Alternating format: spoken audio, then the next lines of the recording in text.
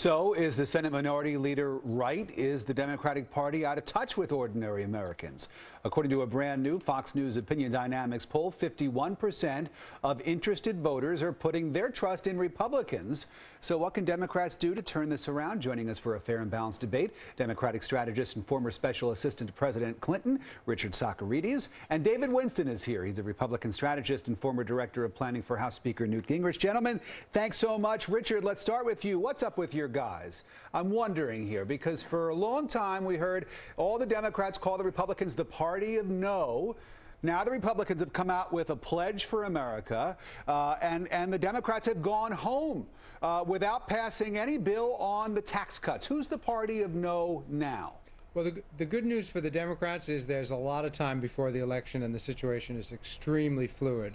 I mean, what the Democrats have to do is get much more aggressive than they've been in correcting some of the misinformation that the Republicans are trying to put out there. I mean, the Democrats stand for rebuilding the economy, for putting America back to work, for ending tax cuts for millionaires, for taking Washington back from the lobbyists, but we've gotten lost in all this rhetoric. I mean, some of this rhetoric now is silly. I mean, you know, there were conservative people who are conservative economically, who have a conservative economic philosophy, abandoned the Republicans in 2006 and 2008, and now all of a sudden the Republicans think people have amnesia. Well, I think we're going to spend this next month reminding people where the Democrats stand, and the fact that the last time we had a Democratic president, President Clinton, was when we had last time we had a balanced budget. I want to talk to you about President Clinton in a minute, Richard. But David, let me go to you and talk to you a little bit about this pledge to America that we've seen now from the Republicans. A lot of people might look at that as just sort of a simple political ploy.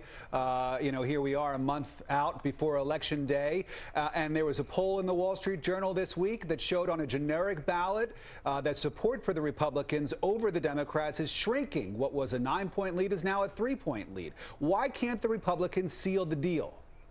Well, I disagree. One, in a Fox poll, it showed that actually people responded quite well to the pledge by a pretty wide margin. And what you're seeing with the pledge is basically Republicans saying this: look, everybody understands this stimulus package has failed. And going to Richard's point, you know, Democrats may be for all those things, but the result of their policies, 16 consecutive months of 9% unemployment or more. We've seen the economic growth in this country just plummet from last year to this year, and now it's at a potential for a double-dip recession. I mean, this economy is collapsing, and the Democratic Party has no clue what to do. The only thing they have to do is point at us and say, oh, it's George Bush. Now, and so what the pledge is to say to Americans, look, we understand the Democrats are having some difficulty. This is what we're going to do. This is how we're going to govern, and this is our plan to create jobs and grow the economy.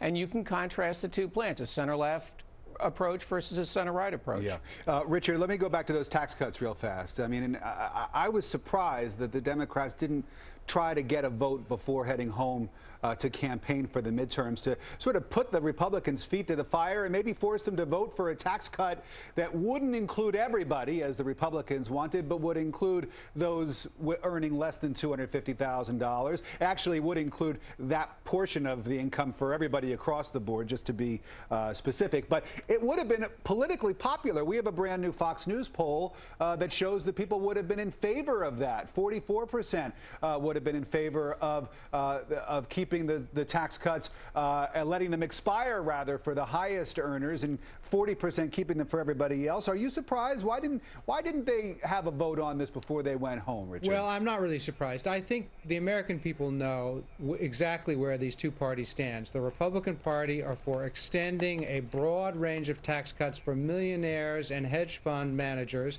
and the Democrats want to extend tax cuts for working people and for people making under $250,000. I think the American people know where the parties stand on this. I mean, you know, what you see, though, is you see people want real change in Washington, and I think that President Obama's biggest mistake of these first 2 years he's had in office is not really changing the way, his inability to really fundamentally change the way things get done in Washington. And I think that he will have to remind people why they voted for him, and remind people the kind of change he really wants to bring to Washington, and explain to people how he's going to do things a little differently in these next 2 years. Because, you know, people really do want change, and I understand why they're frustrated, but the Democrats are going to have to remind people what they really stand for, and that we can't go back. That while we haven't gone forward as far as we'd like to. We can't go back to what we had before. David, but I would say that they've seen real change. They've seen this huge deficits that have emerged. They've seen this well, the deficit has not just emerged. No, the deficit has certainly not just emerged in 18 months. I mean, the foundation well, of the got a lot bigger. No. The foundation.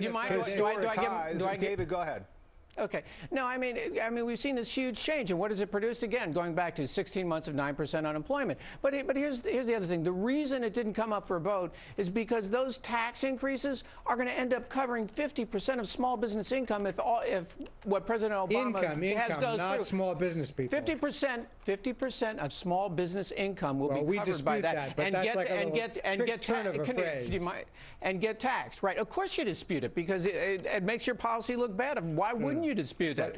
But the other point is the reason that it wasn't brought up is because Nancy Pelosi had 40 Democrats who were going to vote with Republicans to pass all the tax cuts, and she, at a political level, decided not to give the certainty to small business, but for political reasons and for her own majority, decided to put off that vote. And I have to tell you, that was a crass political effort on her part. Let me just say that people understand that the problems we have now, the economic problems we have now, did not happen overnight. Richard, let me ask you, what does it say about the party in power, Richard, when the most popular member, the most popular politician is someone who's been out of power for 10 years, your old boss, Bill Clinton? The most popular politician in America, according to the AP poll this week, is Bill Clinton. And he's going to remind people that when he was president, when the Democrats were in charge, given a little time to put things back together, the 8 years had when he left a Republican Congress. When he left office, we had a balanced budget for the first time for a number of years. And that was done with a Republican Congress, not a Democratic Congress. Remember, that was Newt Gingrich. That was Newt Gingrich passing tax cuts in '97 and balancing the budget in '98. One of the reasons why Bill Clinton was able to have popularity ratings at 60%, even as he was being impeached, was because he governed from the middle. David, what are the chances that after big midterm losses, and we don't know how big, Obama comes back and the president begins to move a little bit to the center and govern more like a centrist? Well, I have to say, I don't see that. I mean, he has been very harsh in terms of his approach. Again, when John Boehner and the House Republican leadership went up to discuss at the White House, talking about what was going to happen with the stimulus, the president's response was, I won. Right? You know, I'm not interested in discussing that with you. I mean, so, I mean, this is a fellow who governs from the left, and that's where he's going to be coming from. Bill Clinton was a different person. Ultimately, Bill Clinton and Newt Gingrich I love it. The Republicans praising Bill Clinton. I love it. David, I'm with you. I totally agree. They work together. Hey, Bill Clinton was willing to pass tax cuts. Gentlemen, thank you so much. Always fun to talk to you both. Seriously, thanks for coming in on Saturday. It's going to be an interesting month. Bye, David.